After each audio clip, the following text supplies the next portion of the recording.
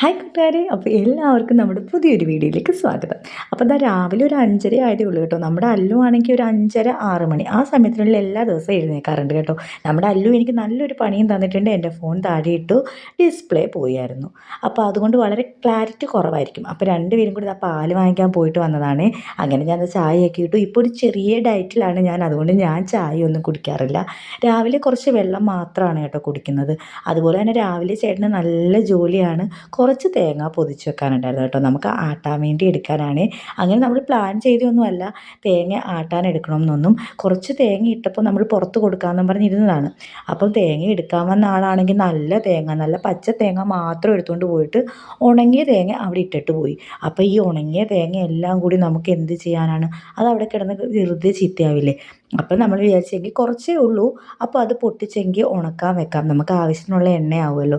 അങ്ങനെ ഞാൻ ആ പല്ല് തേച്ചുകൊണ്ട് നമ്മുടെ ചെടികൾക്കിടയിലൊക്കെ പോയപ്പോൾ മഴ പെയ്തുകൊണ്ടായിരിക്കും ചെടികളൊക്കെ നിൽക്കുന്നത് കാണാൻ നല്ല ഭംഗിയുണ്ടായിരുന്നു. ഇത് ഇടയ്ക്ക് നന്നായിട്ട് ഉണങ്ങിയൊക്കെ നിന്നതായിരുന്നു. ഇപ്പം മഴ പെയ്തത് കൊണ്ടായിരിക്കും ഒരു പച്ചപ്പൊക്കെ കാണാനുണ്ട്. പ്രകൃതിയിലേക്ക് നോക്കിയപ്പോഴും നല്ല രസമുണ്ട്. മഴ പെയ്തുകൊണ്ട് തന്നെ പ്രകൃതിയൊക്കെ കാണാനും നല്ല സുന്ദരമായിട്ടിരിക്കുന്നുണ്ടായിരുന്നു.